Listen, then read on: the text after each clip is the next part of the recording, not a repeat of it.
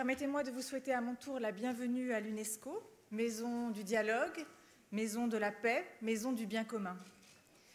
Le sujet qui nous occupe aujourd'hui est au cœur de bien des passions,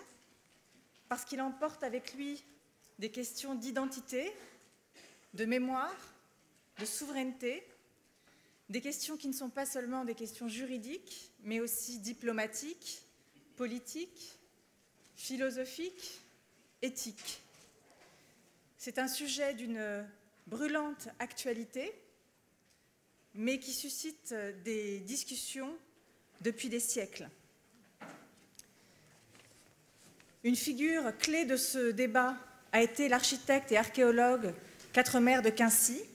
qui s'élevait à la fin du XVIIIe siècle contre l'enlèvement par les Français des œuvres d'art à Rome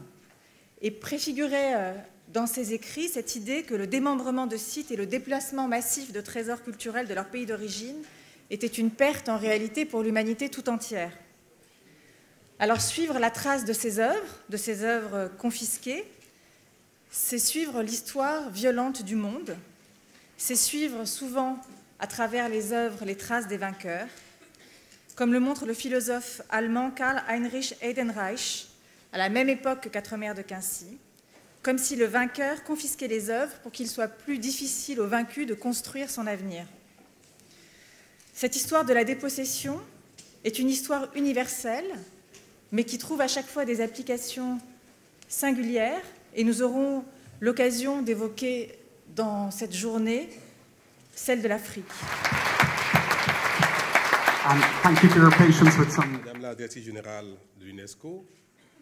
Mesdames et Messieurs les ambassadeurs et délégués permanents, Mesdames et Messieurs,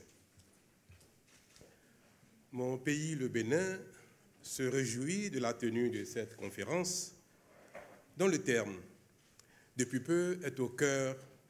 de son programme de développement culturel et touristique. Depuis 2 ans, en effet, le Bénin s'est engagé dans un important programme de développement du secteur de la culture et du tourisme pour augmenter son potentiel d'attractivité, d'investissement dans un secteur réputé porteur de développement socio-économique. Au-delà des questions d'ordre politique, historique, sociologique ou philosophique, la restitution, le partage et la circulation des biens culturels sont désormais pour le Bénin un moyen de lutte contre la pauvreté, un facteur de création d'emplois et de richesses, un outil de développement socio-économique. Toutes choses qui relèvent de l'aide au développement, de la coopération. C'est dans cette dynamique que le Bénin a entrepris de construire 3 musées dotés des moyens les plus modernes de conservation et d'exposition pour révéler au monde, dans un esprit nouveau, sa contribution et son rôle dans l'évolution de l'humanité. Ce faisant, le Bénin compte avec la circulation de ses biens culturels, réhabiliter et offrir au monde l'épopée de ses rois, de ses Amazones, les vestiges du plus grand port de l'histoire de l'esclavage, ainsi que la richesse des arts et des cultures de son patrimoine vaudou. Une telle ambition, comme on peut l'imaginer, exige de la volonté des actions fortes au plan de la coopération internationale. Et dans cet esprit que le gouvernement du Bénin a formellement saisi le 26 août 2016 les autorités françaises d'une demande de restitution de ces biens culturels patrimoniaux détenus dans les musées français. Ces biens uniques et exceptionnels dont l'histoire a du mal à être comptée avec aisance dans leur milieu actuel de rétention, n'attendent qu'à être retournés dans leur environnement naturel en vue de leur renaissance. Mesdames et Messieurs, vous convenez avec moi que ces biens ont une âme et que, revenus sur leur terre de création, exposés parmi les leurs, là où tout est en cohérence avec leur essence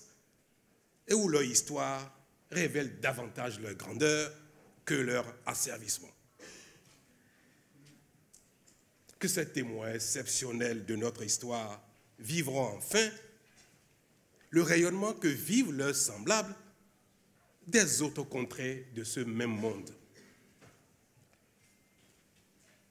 Vous convenez enfin avec moi, mesdames et messieurs, que les biens culturels ont une composante majeure de l'identité des peuples dont ils incarnent l'histoire. De ce fait, ils doivent rester la propriété de ces peuples tout en continuant d'être accessibles à toute personne en quête de découverte et de savoir. C'est pourquoi la question de la circulation des biens culturels et du patrimoine partagé est indissociable de celle de leur histoire originelle et surtout de la reconnaissance des dépositaires, des vrais dépositaires de cette histoire. Mesdames et messieurs, bien que les uns et les autres aient évolué dans l'approche réparatrice de cette question, il n'est pas superflu de rappeler à notre attention le consensus que traduit la résolution 3187 de l'Assemblée générale des Nations unies, qui stipule que la restitution constitue une juste réparation du préjudice historique.